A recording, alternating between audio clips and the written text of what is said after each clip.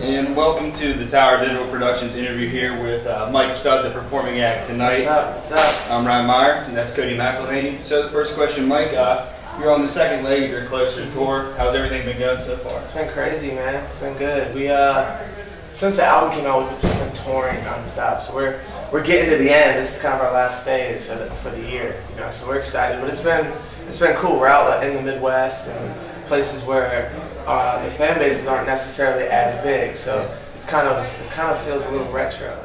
Mike Stud, baseball player turned musician, has topped music charts across the country and shared his perspective on creating new music and continuing to tour to new cities. So obviously, you know, you have Sunday Stud Day. You know, your touring's going, and everything's coming out along with your albums. Right. Do you have anything new that you guys are working on? Yeah.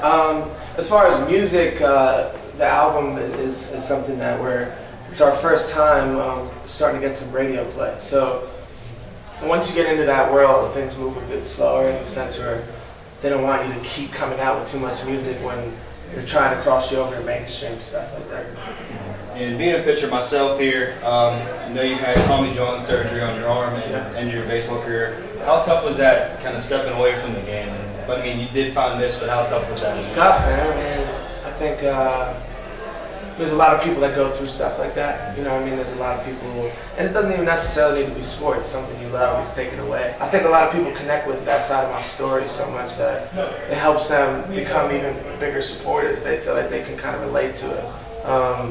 And it's kind of the truth, man. It was a low point. If you let things happen, you really believe that everything's supposed to happen. You know, everything that happens, there's got to be something you can take out of it. You know, I'm a huge believer in that now. So I try to live my life like that now. If something terrible happens, I still feel like I can take something positive.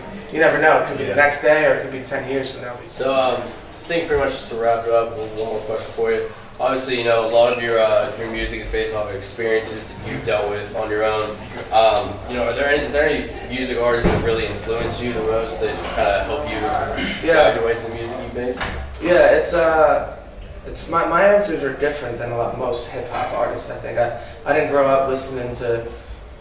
I always grew up listening to hip hop and was a hip hop fan, you know, over anything. But I never listened to rappers and was like, yo, I want to rap like him when I get old. You know what I mean? I'm influenced by the now, the people who I've been able. As soon as I found myself in the music game, I was kind of looking around, just who's having success and why are they having success and how can I get a piece of that success? You know what I mean?